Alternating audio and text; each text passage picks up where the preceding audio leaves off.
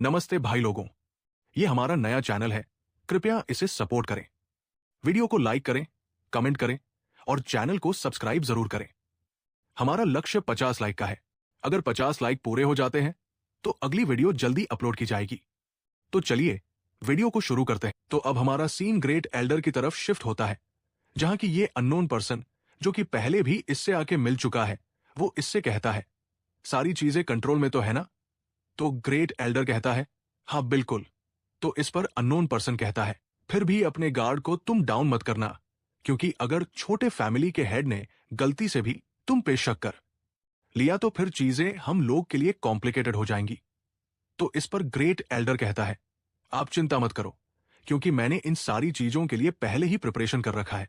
ये सुनने के बाद वो अननोन पर्सन हंसते हुए वहां से निकल जाता है। तो उसके जाने के बाद एल्डर मन में सोचता है, जिस दिन शंजी प्रोविडेंस की ये दोनों महान फैमिलियां आपस में टकराएंगी तो अंत में सब कुछ समाप्त हो जाएगा, जिससे एक न्यू एरा की शुरुआत होगी।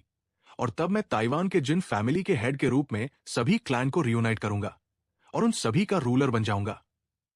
फाइनली अब आखिरकार वो युद्ध का दिन आ ही गया, जिसमें कि हम लोग देखते हैं अपना ताई क्विंग अपने स्टेटस विंडो को देखते हुए मन में सोच रहा होता है, मेरी लॉग आउट करने की सारी कंडीशन तो पूरी है, लेकिन बस ये फेम, यही अभी तक पूरा नहीं हुआ है।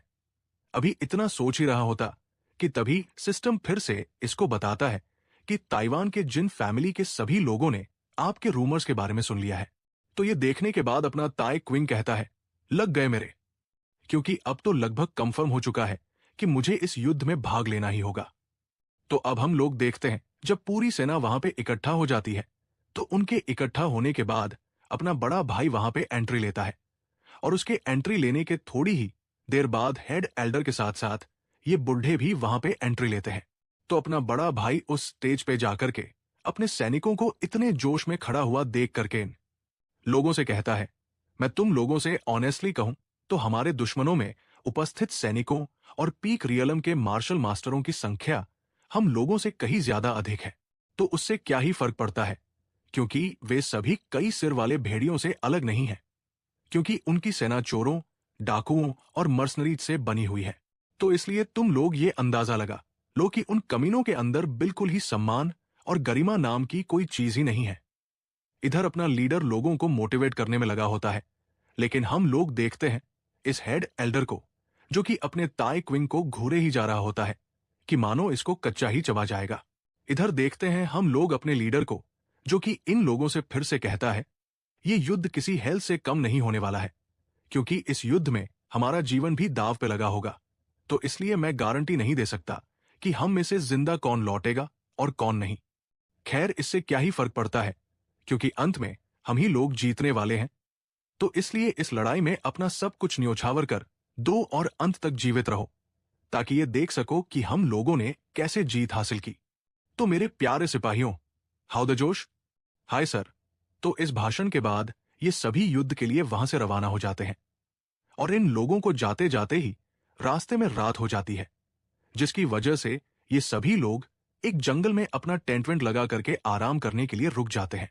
तो अब हम लोग देखते हैं अपने ताई क्विंग के ग्रुप को, जहां की कोई दवा लगा करके मरहम पट्टी कर रहा होता है। तो अपना ताई क्विंग उससे पूछता है, तुम यहां क्या कर रहे हो? क्या तुमको अभी हॉस्पिटल में नहीं होना चाहिए था? तो इस पर युक मुजिन कहता है, मैं वो हूं जो किसी और की तुलना में अपने शरीर की स्थिति के बारे में सबसे अच्छे से जानता है।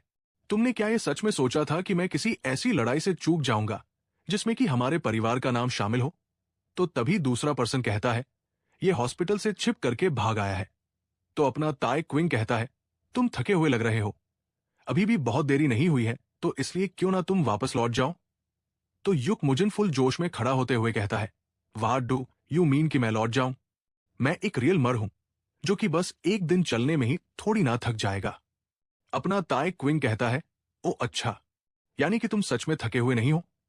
तो ये कहता है, हाँ बिल्कुल। तो फिर से अपना ताई क्विंग कहता है, तो तुम ये कहना चाहते हो कि तुम बिल्कुल ही नॉर्मल हो, है ना? तो युक मुजिन थोड़ा जोश दिखाते हुए कहता है, हाँ बिल्कुल मैं नॉर्मल हूं। तो अपना ताई क्विंग उन टेंट की ओर इशारा करते हुए इससे कहता है, तो फिर जाओ और उन लोगों की हेल्प करो जो कि हम लोगों के लिए टेंट बना रहे हैं। तो इस पर युक मुजिन बहाना मारते हुए कहता है, जो पिल के हमले की वजह से मैं अभी भी इंटरनली डैमेज हूं। तो ये सुनने के बाद अपना ताई क्विंग इसको कूटते हुए कहता है, तूने तो अभी अभी कहा कि तू पूरी तरह से हेल्दी है यू। अभी ये इसको कूट ही रहा होता कि तभी लीडर आते हुए इन लोगों से कहता है, क्या उसे चोट लगी है? जैसे ये दोनों वहां पे लीडर को देखते हैं वैसे ही घबरा जाते हैं। तो हम लोग देखते हैं युक मुजिन को, जो कि घबराते हुए जल्दी से स्टैचू की तरह खड़ा हो जाता है। तो अपना लीडर इसको देखते हुए कहता है, तुम तो देखने में अभी बेस्ट कंडीशन में नहीं लग रहे हो। हालांकि मैं तुमको इसके लिए अश्योर करता हूं कि तुम्हारी आंतरिक चीजें पूरी तरह से ठीक हो चुकी है।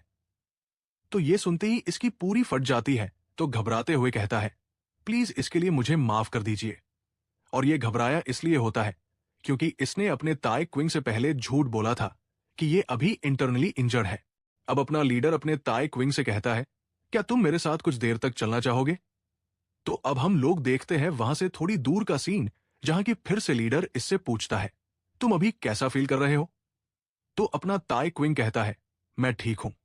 और फिर अपने मन में का सीन, जहां की फिर से लीडर इससे पूछता है, तुम अभी कैसा फील कर रहे हो? तो अपना ताई क्विंग कहता है, मैं ठीक हूं। और फिर अपने मन में सोचता है, जब से मैंने लेवल अप किया है और अपने स्टेटस पॉइंट को डिस्ट्रीब्यूट किया है, तब से मेरी बॉडी पहले से बेटर हो चुकी है। फिर से लीडर इससे कहता है, तुम्हें रियर गार्ड ड्यूटी पर लगाया गया है क्योंकि तुम्हें उन कुछ मार्शल वॉरियर से निपटना होगा जो कि हमारे ही फैक्शन से हैं। पर अपना ताई क्विंग तो मन में सोच रहा होता है, वेल मेरा फेम अभी बढ़ नहीं रहा है, तो इसलिए अभी यही चांस है कि मैं इसके बारे में पूछ लूं।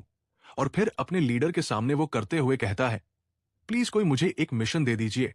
तो लीडर चौंकते हुए कहता है, हाँ एक मिशन। तो हम लोग देखते हैं अपने ताई क्विंग को, जो कि मनी मन एक खतरनाक सा षड्यंत्र रचते हुए कहता है, क्योंकि मेरी बॉडी पूरी तरह से हील हो चुकी है, इसलिए मैं अपनी मेन फैमिली के लिए कुछ बढ़िया करना चाहता हूं। तो अब हम लोग देखते हैं अपने ताई क्विंग के प्लान को कि वो एक मिशन पे जाएगा और कुछ बहुत बड़ा करेगा, जिससे लोगों तक ये बात पहुंचेगी और इसको फेम ही फेम मिलेगा, जिसकी वजह से ये लॉग आउट मार करके अपनी दुनिया में चला जाएगा। तो अब हम लोग देखते हैं अपने लीडर को, जो कि अपने छोटे भाई के मुंह से अपनी फैमिली के लिए कुछ बड़ा करने की बात को सुन करके इमोशनल होते हुए कहता है, क्या तुम इस पूरे समय इसी के बारे में सोच रहे थे? तो बस इसी रोंदूपन के साथ आज के लिए इतना ही। मिलते हैं किसी और एपिसोड में, तब तक के लिए बाय बाय। नमस्ते भाई लोगों, ये हमारा नया चैनल है, कृपया इसे सपोर्ट करें। वीडियो को लाइक करें, कमेंट करें और चैनल को सब्सक्राइब जरूर करें। हमारा लक्ष्य 50 लाइक का है। अगर 50 लाइक पूरे हो जाते हैं तो अगली वीडियो जल्दी अपलोड की जाएगी। तो चलिए वीडियो को शुरू करते हैं। नमस्ते भाई लोगों, ये हमारा